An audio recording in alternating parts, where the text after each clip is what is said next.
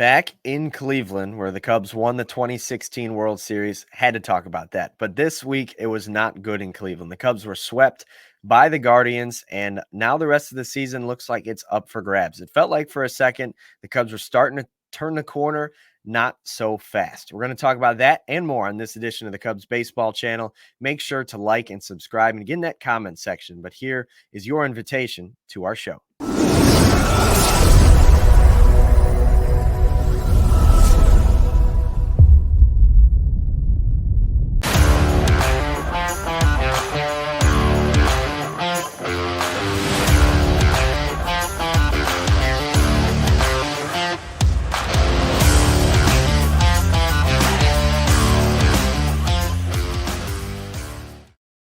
What's up, everybody? Welcome to the Cubs Baseball Channel. My name is Anthony Pasquale. He is Mick Gillespie. You can find him on Twitter at Broadcaster Mick. And you can find me at Ant_Pasquale3. Mick, we were talking about for the Cubs to do something, to make a run at the playoffs, they have to play almost perfect baseball from here on out. They have to keep winning series. A sweep is detrimental, and that's what just happened in Cleveland. A lot of close games. I thought the first game, they made some mistakes. They got some bad umpiring, and I know that we're going to get into that because the umpiring was not very good for the Cubs the whole series. But after that, it was kind of back to the whole thing again. Can't score. They don't do a good job of making in-bat adjustments. And that's what baseball is all about. I remember Hall of Famer Eddie Murray saying that they ought to call baseball adjustments because you're constantly adjusting to what someone else is doing. And it feels like one of the biggest problems, and I'm talking about going back to even, the later years of Javi and Chris Bryant and those guys were making in-bat adjustments. And and I'm talking about like pitch to pitch. And I've heard this from other people too, but I feel like it's one of the issues because there's nights when they're on it, but then there's nights where they can't hit. And then that turns into two nights that they can't hit. They don't have very competitive at-bats on the nights when they're not hitting. And it takes adjustments. And, I don't know if it's one guy that could go in. You can insert one guy in the lineup that's just like a Ryan Friel type of guy. And, I've talked about this before. Ryan Friel, not probably most people's favorite player, but he was a pain in the butt, man. Like fouling off pitches and getting on base and, X-Teen type guy, just get on base, man. Figure out a way to get on base, foul off pitches, like just be a pain, and I don't really know that the Cubs have that from night to night. And there just seems like there's a lot of fast innings and then they get swept. And Cleveland has a young team. They didn't spend a lot of money on the team, but these guys just play good baseball. And there's a lot of pests in that lineup and they know how to win. Yeah, they do. And I think you kind of mentioned it that like these poor offensive games turn into like poor offensive series. And instead of it being just like, one inning and then they kind of figure it back out with an adjustment. I think the hardest part about it, like from a fan's perspective or to people like us watching the games is like, in the first or second inning, man, it's going to be a long game. Like this is one of those games that they're not going to be able to do anything offensively. The Cubs scored first in all three games of the series. They had a lead in all three games of the series, and they end up getting swept. That type of stuff isn't supposed to happen. Obviously, game one was that, thriller. It was 9-8, exciting, back and forth. The Cubs kept on fighting in it. Even though they lost, you felt like, okay, that we're in a good place. We can compete with these guys. And then you go up the next two games, and across 18 innings, you score 2 runs. Like you just can't respond that way after that first game. And the schedule lightens up. We're going to get into that a little bit later, but you're going to have to beat good teams eventually. And I know they don't play a lot of good teams for the next couple of weeks, but the Yankees, the Dodgers, the Phillies, they're all still lurking on the schedule. And if you want to make that move that we've been talking about, you're going to have to start winning series against good teams. And they did last week against Minnesota and against Baltimore before the break. But this was a pretty good reality check up against the Guardians, and they stuck it to us for sure. Yeah, that's what good teams do, though. They make pitches and they play good defense and they get timely hitting. And that's not what the Cubs did the last two games. And I said it on, after they lost the first game, I thought, well, they're fine. I mean, you're going to lose games. You don't win every night. But the bad part of that is that you you never accept losing, and we're just commentators. I mean, we go in here and say, hey, you know what? Those losses don't bother me as bad as the last 2 losses. And that's just how I feel. I mean, I feel like you go out there and play a good game. That's all you can do from night to night. Umpire misses a call for Shota, then that turns into a 4-run inning, and it's a difference in the game. If you call that strike 3, I don't think the Cubs lose. I just don't. And he should have called it, but he missed it. And then the next 2 nights are back to just bad at bats, a lot of easy outs. And, you start looking in the next year, and I just don't know. I mean, if the Cubs don't make the playoffs, and they're probably not going to, there's a lot of thought into what the future is, because at the end of the day, the Yankees want to make the playoffs every year. They're going to hold people accountable. And it's a tough decision. I see what the organization's doing right now. They pushed all their prospects to AAA for a last place AAA team. But I mean, I guess what it says is that we're right here. We're right here. You're going to fire us? We're right here. But then there's that other part of you. If you're ownership, you're going, but where's the results? I mean, they since 2016, they've been getting further and further and further away from winning a championship. And I've said it before, and I'm going to say it right now. The goal for the Cubs should be not making the playoffs, but winning the World Series every year. And when we get to that point and are serious about it and are contenders for that, then I think we'll be in a good place. And I'm not advocating, and I know some of you guys are. We read the comments every day. You'd love to see the front office get canned, but if you're going to do that, who are you bringing in? What's the next front office going to do? What are they going to be about? And how and then how far are you going to set yourself back from where you've put yourself right now? Are we really right here, or are we right here? Are we right here? And that's a determination that ownership and the ownership's got to figure out how they feel about things, because I can't figure it out. I don't know if we're right here. It just feels like this, man. It feels like one day we're here, and then the next day we're here. There's no consistency. Yeah, and one thing, I know the end of his tenure was a little bit murky, but one thing to Theo Epstein's credit is that he arrived and he had a plan, and it was obviously communicated with the front office and the ownership, but it was so articulate that he was able to communicate it with the fans. He was able to tell us, like, listen, this is going to suck for a few years. We're going to be bad, but we're going to stock up and we're going to be really good, and just wait for us to be really good. And then you get Hoyer, who is supposed to be, Epstein's brainchild, and he says, no, this isn't a rebuild. Well, what is it? You're rebuilding. That's what you're doing. And we're not quite there yet. You're going to have to keep doing the rebuilding that he still refuses to call a rebuilding. So it seems like Hoyer doesn't have a vision, kind of like how you said a few weeks ago that Hoyer kind of hopes that this team was going to be good, but you can't act that way if you're the general manager of the Chicago Cubs. You have to need to be good and operate like the Yankees do and the Dodgers do, and kind of demand the playoffs every year. And until we're at that point, you don't know what to expect on a year-to-year basis.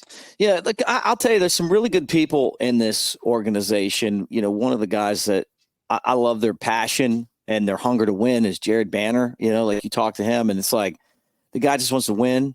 And I'm not saying that's not the case with Jed Hoyer, but just being around those guys, you're around them, and it's like, hey, all I want to do is find guys that can help us win. I just want to find guys that can help us win. If you're making decisions based on winning, and we talked about this before, and not based on, what makes you feel good and what's politically great and, how this is going to look to the community. Sorry, I don't care what the community thinks. I think that when you win, everybody in the community that likes the Cubs is happy.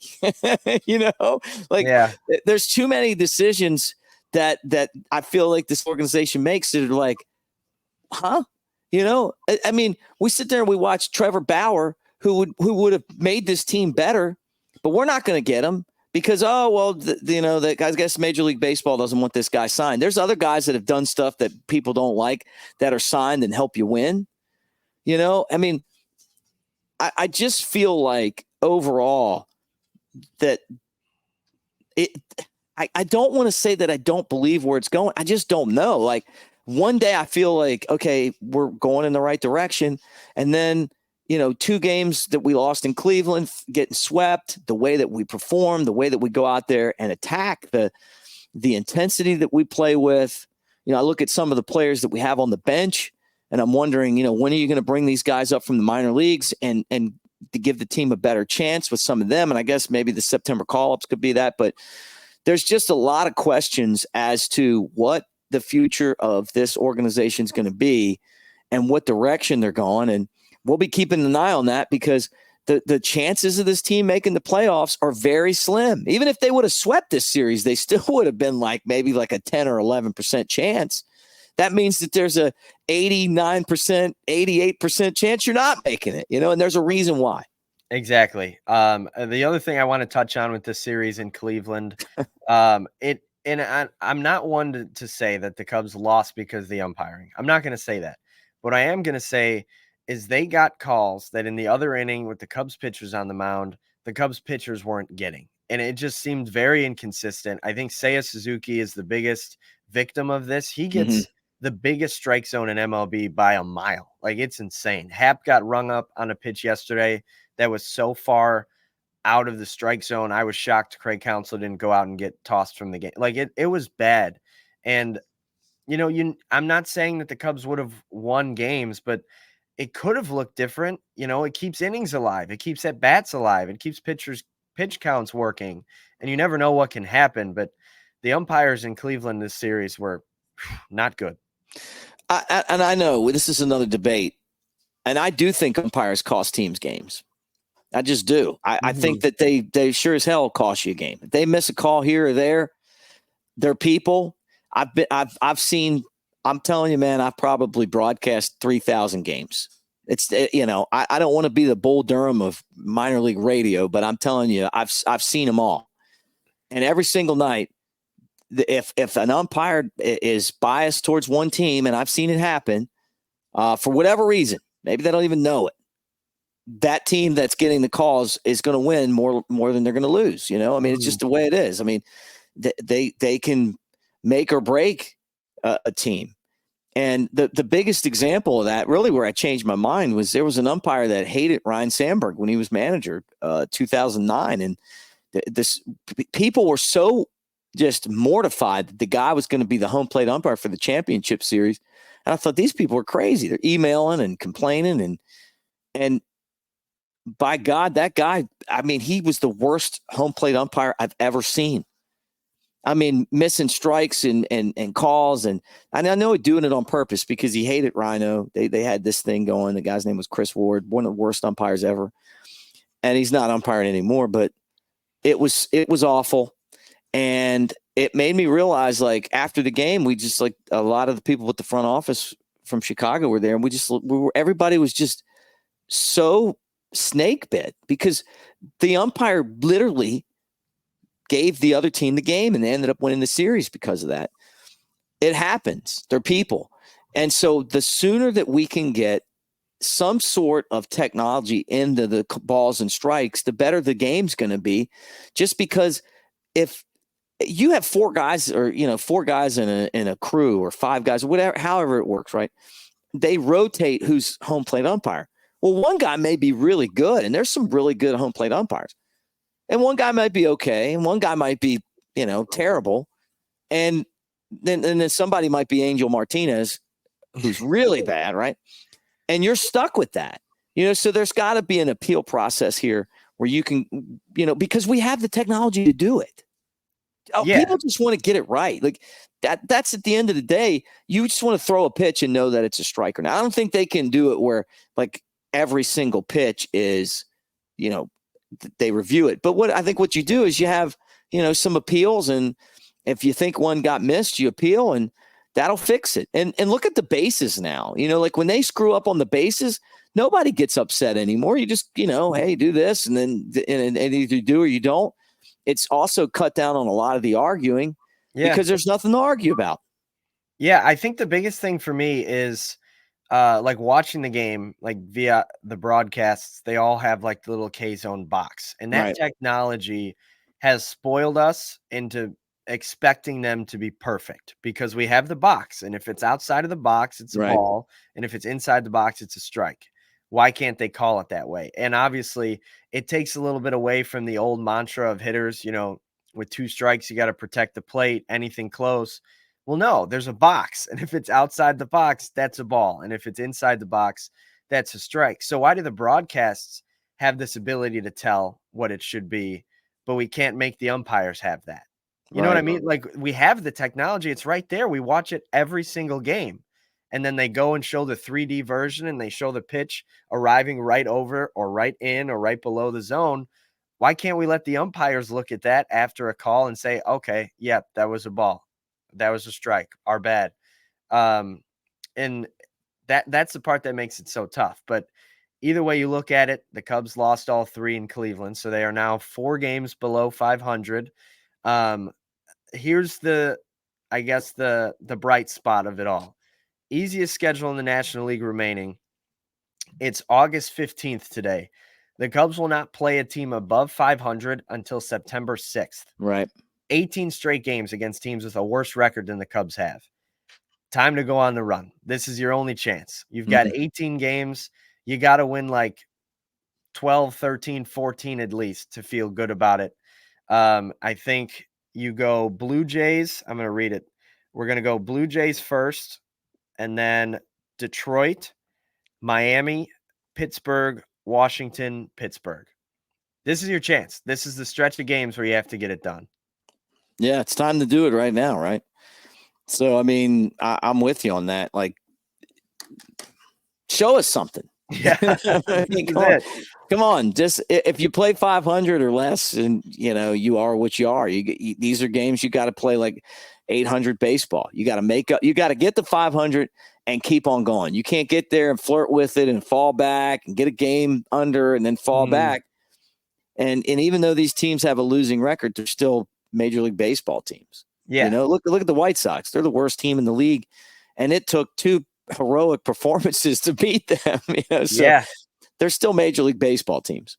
Yeah, and then after that stretch, you get a tough 6 with the Yankees and the Dodgers, and then you go right back to subpar with Rockies, A's, and Nationals. So if the Cubs can continue to play or start to continue to play good baseball, you're facing the right teams to be playing good baseball against. And then hopefully, by the end of the thing, it looks a lot better than it does right now, which is the Cubs in 4th place, 10 back of the Brewers, who came back to beat the Dodgers yesterday, and 5.5 back in the NL wild card race. Mick, here is your favorite part of the show.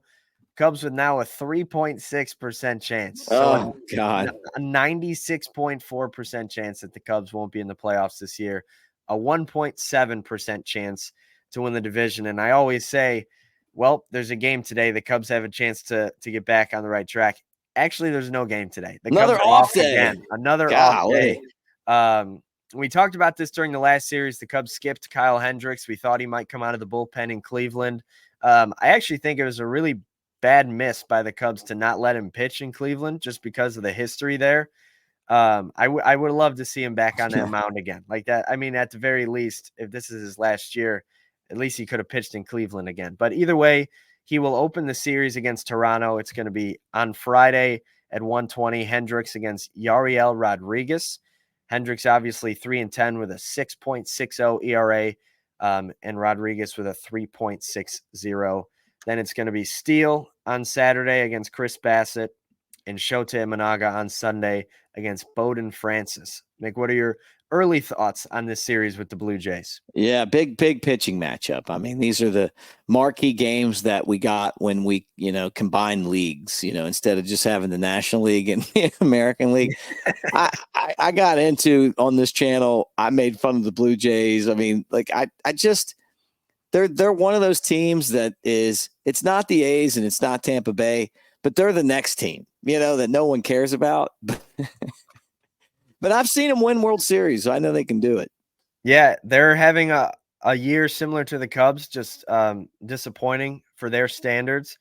The Blue Jays are 56-64, so they're 8 games below. And obviously, there was some talk about the Cubs trying to trade for Vladimir Guerrero Jr. We're going to see him in Chicago this weekend. Potentially his new home next year. Who knows? But let's do it. Let's do yeah, it. hopefully. But that'll do it for us. Where's he going to play, though? I mean, like, with Bush now? Like, Bushy's kind of doing his thing, so. That's true. It's a fair point, but I mean, all the help that the Cubs lineup could get, they could certainly take. Yeah, who knows? But guys, thanks so much for joining us here on the Cubs Baseball Channel. A little bit longer today. We had a lot to talk about. Obviously, Cubs are going to be off today, so we will be back later on with a little preview against the Blue Jays. But for now, thank you guys always for coming to the Cubs Baseball Channel to talk some Cubs baseball with us. Hey, one other thing, not to interrupt you, but thank you guys. We just hit 1 million views, man. Yes, we How did. about that? That's How awesome. cool is that? I mean, that's 1 million views. Think about that. It's when I saw that this morning, I was like, wow, that's a number that I didn't even think to set that as a goal because it just seems so out of the realm of possibility. But the only reason if you had $1 million, yeah, exactly. If you had $1 million, if all of you viewers gave us $1, $1 for each view, we'd be rich. Yeah, we'd be rich. But now guys, we're rich. You know what? We're rich because of you guys for being here. Exactly. And that's what I was just going to say. The only way that that's possible is because of you guys. So thank you so much. Keep it up. Keep liking and subscribing and following us on here and on Instagram, TikTok, Twitter. Do your thing, guys. The Cubs fans are awesome, and we appreciate you guys every day. So go Cubs. Go Cubs.